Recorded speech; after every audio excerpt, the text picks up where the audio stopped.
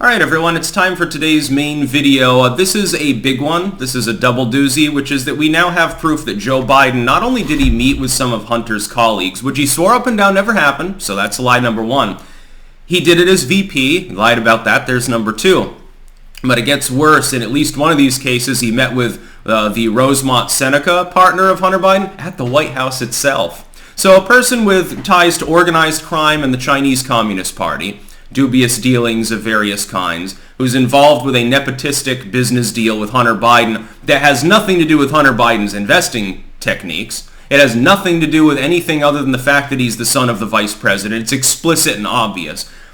He got into the White House. Secret Service let him in. This person was maybe a room away from Obama at some point.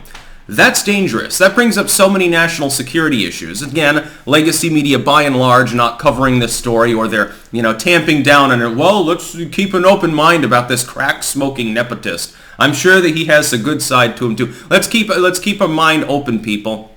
Link in the description, archived, of course, to this story. And then Wikipedia deleted the Rosemontseneca page the other day. So they're covering this up as well. It redirects to Hunter Biden and has a little blurb which mentions Rosemontseneca. It doesn't mention the most of the conspiratorial, as you look at the archive of the talk page for what used to be the article. Apparently the Wikipedia editors there, basically the same thing as a Redditor as far as truthiness goes. They consider a conspiracy theory, basically, if you mention the fact that there was Chinese money involved, or criminal activity, or that it was caught up with potential dirty dealings involving the Vice President of the United States. No, it's just Hunter Biden. That's one of their main propaganda techniques. Since they were forced to finally and belatedly, long after the election, admit that the laptop existed and that the claims of even people like Roger Stone and Giuliani were true, which is something that they claimed was absolutely false and refused to look into at first. I'll get into that, and the big tech collusion as well. YouTube was, and Twitter mainly, were integral in that shit. They claimed all these things. We look at the claims of Roger Stone and stuff, we find out even worse is true. Initially, at the very least, okay, the then VP Biden is meeting with people in Pablo Escobar's mansion or something. Not the White House. Again, there's a little bit of a difference. I think the worst aspect of this story is the censorship angle, though. Big Tech started banning people because they were posting hacked materials for even talking about the laptop. People were banned for doxing because they mentioned already public figures within the context of the laptop. It was conceived of as a conspiracy theory to suggest any Joe Biden involvement. The legacy media refused to report on it. I guarantee it was a malevolent and coordinated effort. It's not the legacy media was hoping it wasn't true or expecting, hey, Roger Stone has a kind of a goofy track record of truthiness, so we're not going to talk about it until further investigation. It'll take us a long time. No, that's not what happened. They had a conference call. Apparently half of Fox was on the call too. And they made a coordinated decision not to acknowledge the reality of something that they knew was real.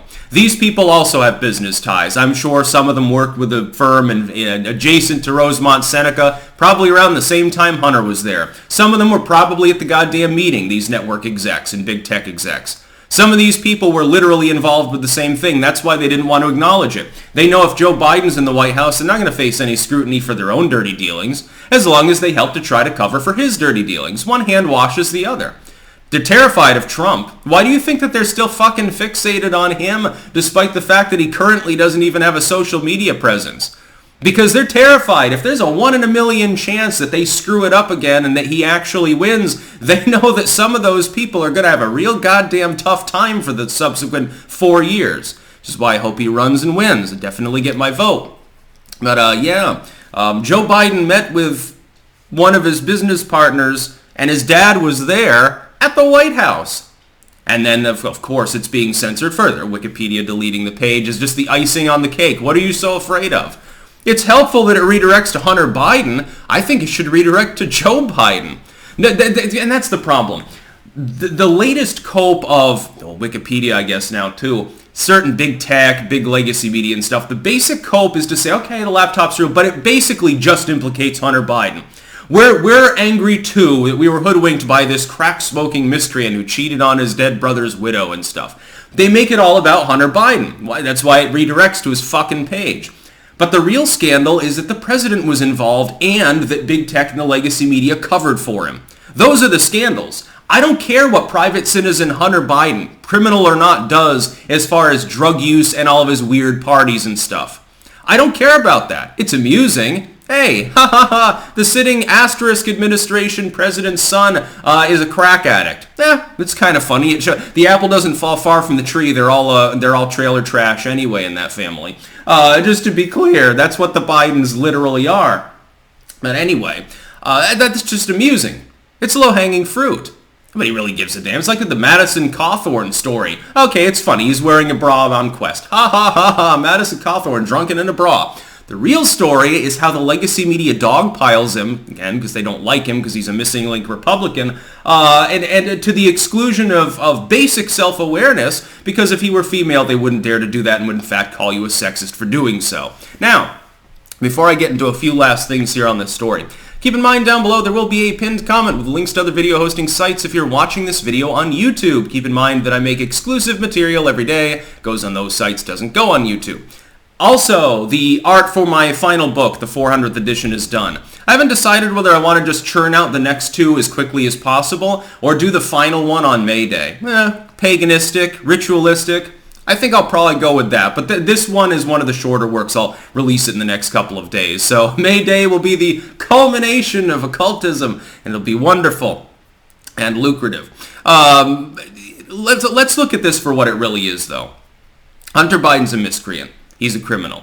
He's just a regular white-collar crook. There's a fucking million of them in the United States. The United States loves white-collar crime. Everything from some middle-classer cheating off $500 worth of taxes so that he can make an extra car payment, all the way up to embezzling billions of dollars in investment schemes like the Bidens are involved in. It's not uncommon.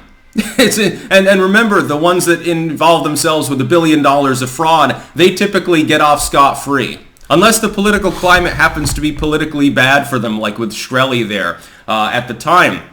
And it's the little ones. It's the ones that paid $50 too little on taxes that end up getting, $1,000 fines. That's the way the law always will work. That's why we need less laws and more liberty. But the censorship aspect of this, the fact that the public is not livid, including liberals, you were lied to for an entire year about the existence and veracity of reports on the Hunter Biden laptop. Now you can think, erroneously, as this proves, but you can delude yourself into thinking that it's just Hunter Biden implicated if you want to. Why was it not acknowledged as a possibility of even being real? NPR coming out and saying, well, we're not going to report on this because we don't think it's news. But they never even investigated it. They explicitly didn't do their journalistic job. I don't think that in any realm of reality we can chalk it up to anything other than a coordinated, malevolent effort to elect Joe Biden. Elect Hong Kong. That's what happened. They hoodwinked the public. They know that Joe Biden, if this had happened during the election, Joe Biden would have been torpedoed so hard it would have been impossible for them to Hong Kong. That's basically what this boils down to. They had to keep his optics as basically just being boring Joe, and then he's fighting off the raging orangutan. And so people voted for him because they wanted to go back to normal. Normal being near double-digit inflation and so forth. That's what happened. That's about all. Peace out.